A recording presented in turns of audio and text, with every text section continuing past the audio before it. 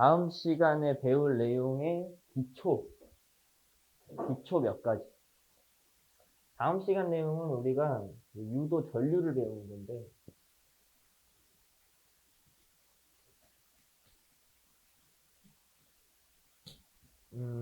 정확한 내용은 다음 시간에 후두두두두 배우겠지만,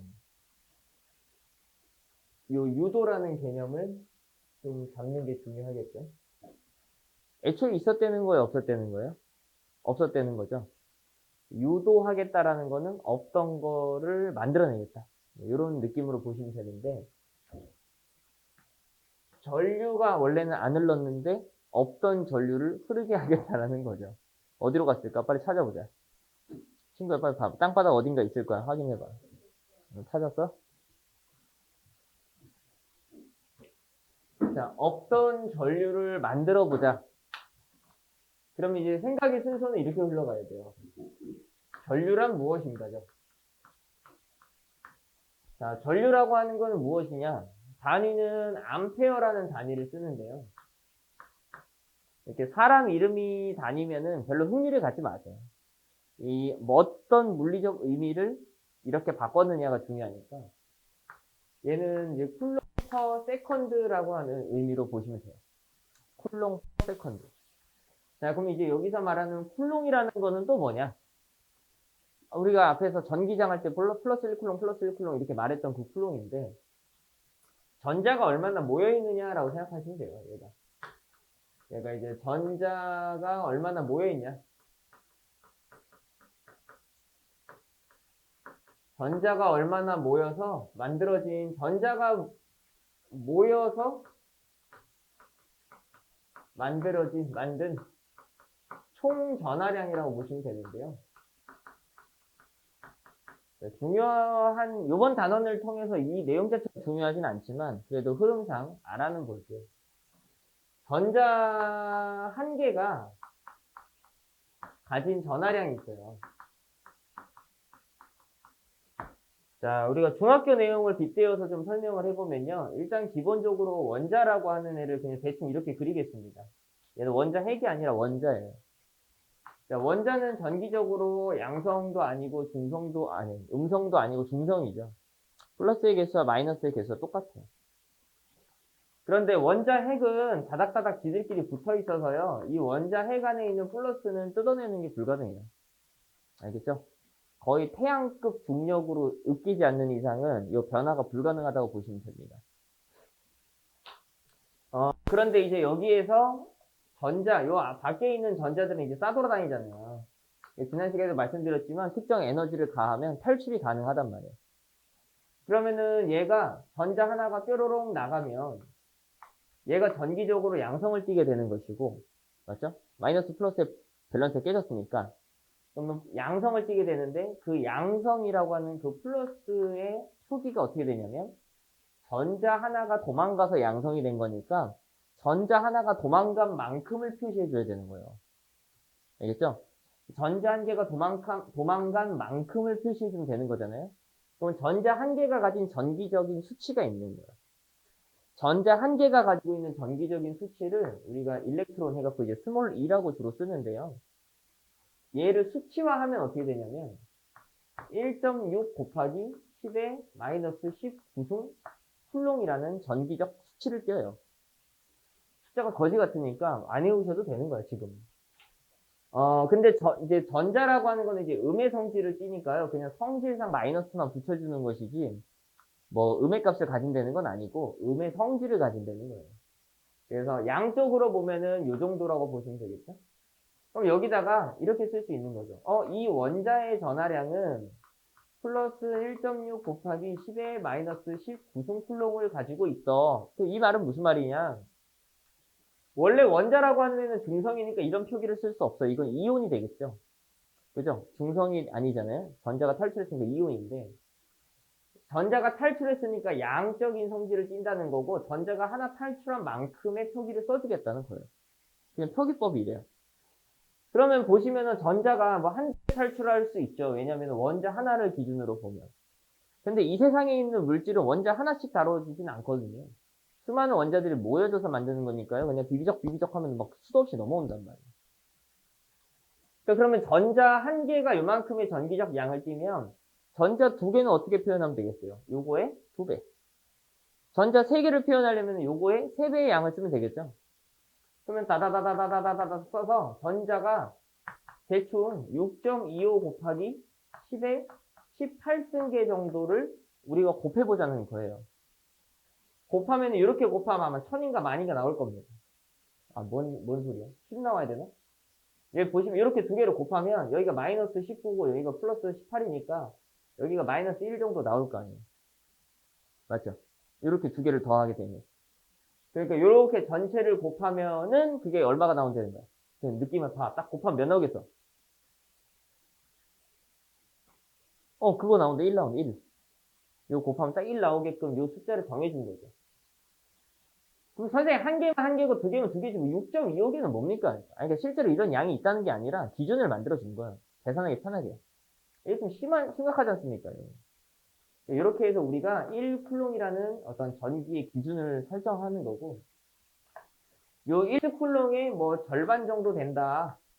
2분의 1쿨롱이다 그러면 원래 전자가 6.25 곱하기 10의 18승계가 모여있는 것이 1쿨롱인데 그거의 한 절반 정도가 대충 떨어져 나간다 보다. 이렇게 생각하시면 된다는 거죠. 그럼 선생님 요거 절반이라고 해서 6.25개면 나누기 2분의 1 하면요 3.14.51이 이지랄나잖아요. 그러니까 진짜로 그만큼 개수를 표현하자는 게 아니에요.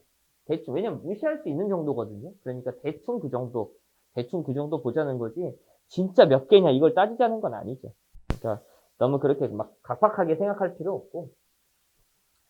그래서 우리가 이제 전류라고 하는 것은 결국은 이제 암페어 단위를 쓰는데 그 암페어라는 건 쿨롱 퍼 세컨드라는 기준으로 단위를 다시 이제 설정하게 되고요.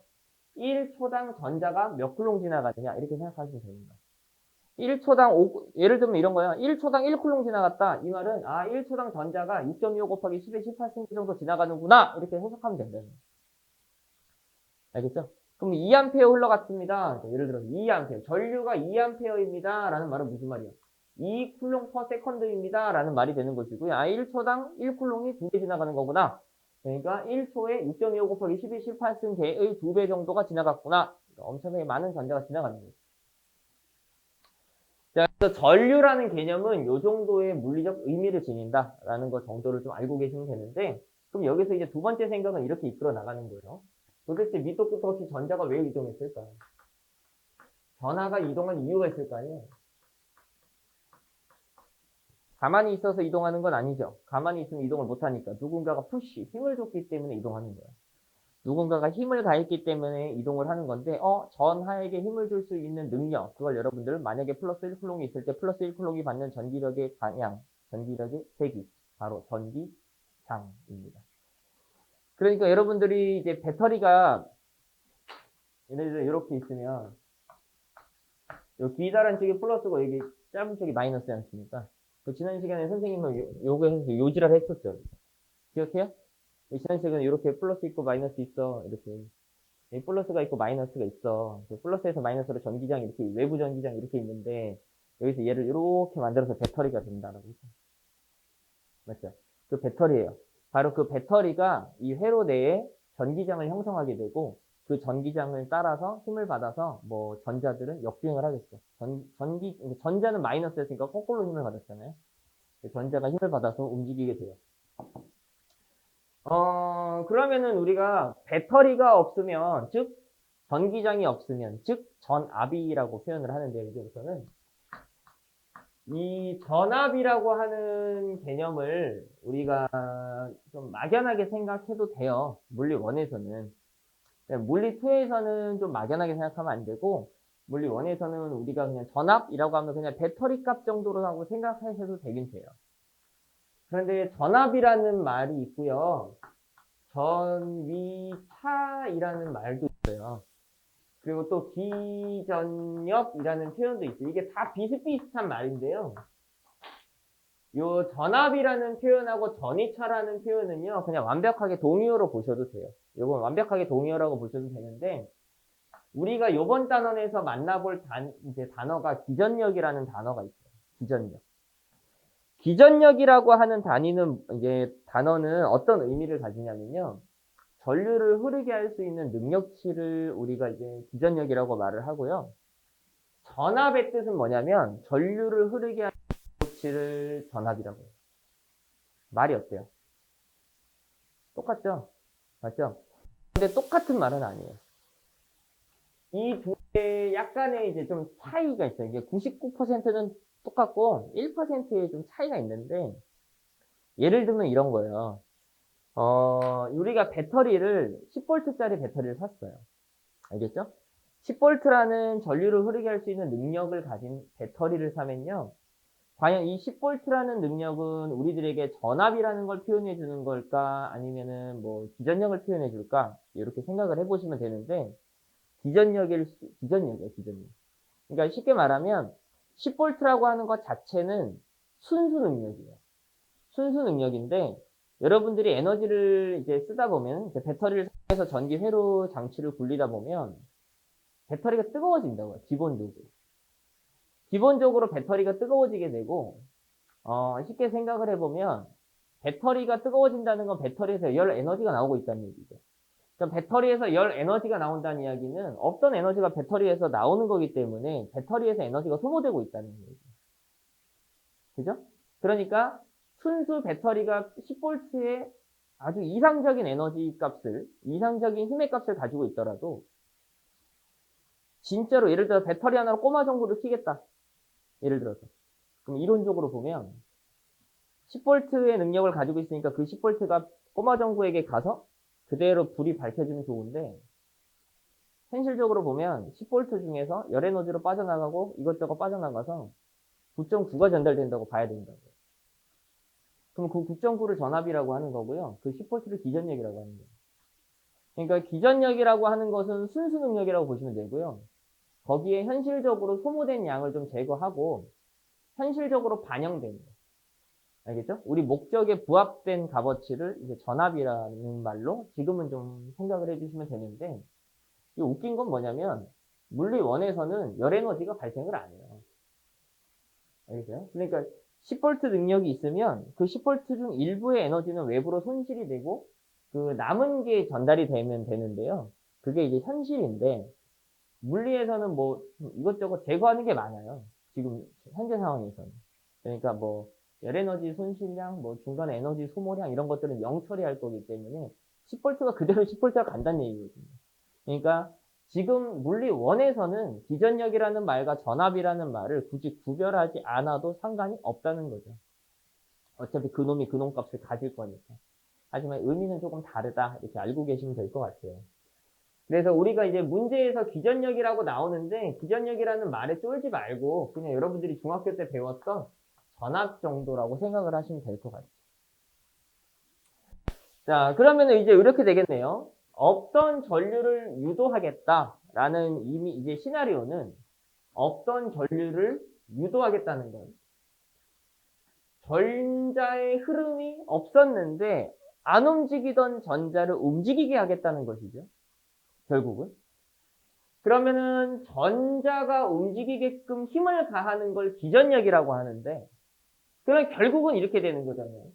기전력이 있어야 힘이 있는 것이고, 힘이 있어야 전하가 힘을 받는 것이고, 전하가 힘을 받으면 전류라는 흐름이 생기는 것이죠. 그러니까 이번 단원의 이제 목적, 다음 시간에 우리의 주 목적은 전류를 유도하고 싶은 건 맞지만 전류를 유도하기 전에 기전력을 먼저 유도해야 기전력이 전류를 만들어주는 것이지 전류를 유도하겠다는 건 아닌 거예요, 사실. 그러니까 인간이 무슨 행동, 다음 시간에 우리가 무슨 행동을 취해서 기전력을 만들어내면, 그 기전력을 유도해내면 그 기전력이 알아서 전류를 유도해 줄 거다 라는 걸로 보시는 게 맞다는 거예요, 이번 단원의 시나리오가. 그러니까 단원 이름을 오히려 유도 전류보다는 유도 기전력으로 하는 것이 좀 더 합리적이에요. 아시겠죠? 자, 그러면 우리가 전류라는 말과 전압 또는 기전력이라고 지금은 생각해 주세요. 같은 표현이라고 지금은 사용할게요. 그러면 전압과 전류라고 하는 이 두 개념에는 당연히 비례관계가 성립하겠어요? 반비례관계가 성립하겠어요? 기전력이 전류를 만들어주니까 비례관계가 성립을 하겠죠. 맞죠?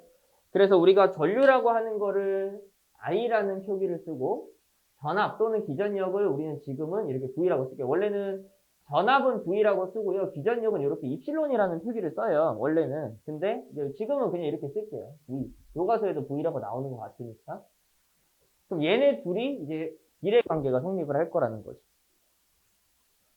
그러면 얘가 완벽하게 등식이 되기 위해서는 이제 상수 하나가 필요한 거예요. 비례 상수. 얘를 비례를 만드는 그 정확한 상수가 있을 텐데 그거 우리가 중학교 때 무슨 법칙이라고 세뇌당에 있어요.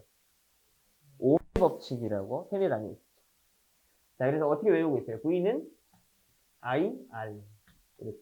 굿샷. 자, 이렇게 해서 문제에서 얘는 웬만하면 변하지 않는 값이 될 거예요. 얘는 웬만하면 변하지 않는 값으로 나올 거고, 아, 너를 유도하고 싶다? 전류를? 그러면은 너를 유도하자. 이렇게. 이 V를 유도하자. 이 전압을 유도하기 위해서 우리가 어떤 법칙을 다음 시간에 배우게 되냐면, 바로 패러데이 법칙이라는 것을 배우게 돼요. 자, 여러분들 아까 전에 가우스라는 말을 선생님이 써드렸죠? 그러니까 가우스 법칙 말고 여러분들이 이제 뒤에서 이제 선생님이 아까 전에 가우스 1법칙, 2법칙 이렇게 말했나? 아, 그거 잘못 말했어. 중요한 말은 아니지만 가우스 1, 2가 아니라 맥스웰 1, 2인데 내가 가우스 1, 2라고 잘못 말했네. 그러니까 뒤에 가면 여러분들이 이제 맥스웰 방정식이라는 거를 대학교 때 배우게 되실 거예요. 뭐 말이 어려워서 맥스웰이고 처음 들어보니까 어색해서 맥스웰이지 막상 까보면 별거 없어요. 다 똑같아요. 맥스웰에는 네 가지의 전자기적 현상을 통합한 방정식이라고 보시면 되는데 맥스웰에서 다루고 있는 첫 번째가 아까 말했던 전기적 가우스 법칙이에요. 이 전기적 가우스 법칙을 통해서 우리들에게 뭘 알려주고 싶은 거냐? 결론은 플러스 마이너스는 홀극으로 존재가 가능해 라는 거예요. 자, 맥스웰 두 번째 방정식은 바로 전기가 아니라 자기에 대한 가우스 법칙이고요. 아, 자기 N극과 S극은 홀극으로서 존재할 수 없어 라는 결론입니다. 자, 세 번째가 바로 패러데이 법칙이에요. 맥스웰 그 세 번째가 패러데이 법칙으로서 우리가 특정 행동을 취하게 되면 전기라는 행동을 만들어낼 수 있다는 거예요. 전류라는 현상을 만들어낼 수 있는데 이걸 신기하게 어떻게 만들 거냐면 자기장을 이용해서 전류를 만들 수 있어요. 그럼 여러분들 생각해보면 이렇게 되는 거잖아요. 첫 번째는 전기에 대해서, 두 번째는 자기에 대해서, 세 번째는 자기장을 가지고 전류를 만들어낼 거예요. 그리고 앞에서는 뭘 배웠는데요? 전류를 통해서 자기장을 만들어요.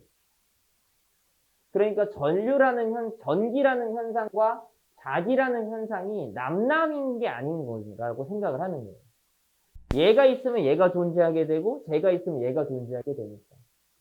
1, 2법칙은 전기, 자기에 대해서 각각 다루는 것이고 3, 4에 해당하는 방정식이 이제 전류와 자기의 상호관계를 표현하는 것인데 3법칙 이름이 뭐라고요? 맥스웰 세 번째가 뭐라고요? 패러데이 법칙이에요. 네 번째가 뭘까요? 요게 네 번째. 아까 책에서 보셨는지 모르겠지만 앙페르 법칙. 여기 앙페르의 오른손 법칙이라고 책에 나와 있었죠? 여기 앙페르의 오른손 법칙. 앙페르. 자, 여기. 여기 앙페르. 알겠죠? 앙페르. 여러분, 앙페르라는 과학자가 있고 암페어라는 과학자가 있는데 누가 형이게요? 찍어봐. 어차피 모르잖아. 뭐를 찍는데 고민을 해. 어차피 모르는데. 똑같은 사람이야. 무슨 똑같은 거야? 그러니까 요거를 무슨 표기로? 영문 표기로 바꿔서 암페어라고 있는 거야. 영문 표기 암페어. 그렇게 하면은 이제 네 가지 법칙이 돼요. 그래서 첫 번째 이제 가우스. 여러분 이런 거는 그냥 배경 지식으로 알아두세요. 전기 가우스. 자, 두 번째는 자기 가우스. 세 번째는 패러데이 법칙. 네 번째가 앙페어 법칙. 이렇게 하고 네 가지를 통틀어서 우리는 이제 맥스웰 방정식이라고 표현을 하는데 요게 조금 오류가 있어요. 얘가 좀 오류가 있어. 우리가 지금 요거 배운 거 있죠? 요 배운 게 좀 완벽하지 않아요. 약간 99%만 완벽해. 그래서 그 1%를 맥스웰이 찾아준 거야. 그 1%의 미흡한. 그거를 맥스웰이라는 애가 좀 잘 제공해줬다 해서 마지막 맥스웰 방정식 네 번째가 이제 앙페르 맥스웰 방정식이야. 앙페르 맥스웰 법칙 해가지고 마지막 네 번째는 맥스웰이 붙어서 최종적으로 맥스웰이라는 애가 전자기적의 전기와 자기의 현상을 통합해서 우리는 전기만 알고 있었고 자기만 알고 있었는데 전기도 자기도 전기도 서로가 서로를 뗄 수 없는 아주 밀접한 관계가 존재한다라는 걸 완벽하게 매듭지어준 사람이라고 보시면 돼요. 그럼 이거를 수학적으로 조금 더 자세하게 접근하는 게 대학교 과정이라고 보시면 될 것 같고요. 이렇게 정리하면서 기초적으로 다루는 게 고급 물리 과정이 될 것 같아요. 고급 물리 수강 안 할 거죠. 되게 쉬운데. 그냥 하면 그냥 A 딸 수 있는 거. 아깝군. 자, 어찌됐건 간에 이렇게 생각하시면 될 것 같아요. 그래서 오메 법칙이라는 게 다음 시간에 이걸 가지고 막 계산할 건 아닌데요. 다음 시간에 어떻게 다룰 거냐면 여러분 우리가 만들 거는 V 만드는 거야? I 만드는 거야? 우리가 진짜로 만들 거는? 우리가 만들어낼 건 V를 만들 거야. 우리는 V를 만들 거고요. 그 V가 I를 만들어줄 거라고. 아시겠죠? 그래서 요거 구하는 거다. 다음 시간에. 무슨 법칙으로? 패러데이 법칙. 아시겠죠? 여기까지만 서론 요약하고요. 다음 시간부터 따다다다다다닥 메인 내용으로 나가보도록 할게요. 남은 시간 우리 문제 풀면서 자습하고 활용합시다. 고생하셨어요.